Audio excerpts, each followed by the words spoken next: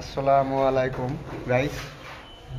দেখতেছেন আমাদের ইন্টারন্যাশনাল মিস্ত্রি রাত হয়ে গেছে, তবুও কাম ছাড়তেছে না। আজকে রাত কয়টা পর্যন্ত কাজ হবো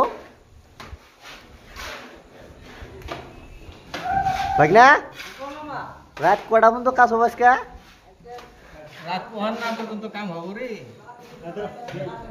আমাদের এই যে ইন্টারন্যাশনাল 3টা মিস্ত্রি আছে, এখানে 200 স্কোয়ার ফুট উপরে করছে, ভীম সিম সব মারছে। আরো এখানে মারছে 200 স্কোয়ার ফুট, আরো এই সিলিং মারছে 200 স্কোয়ার ফুট।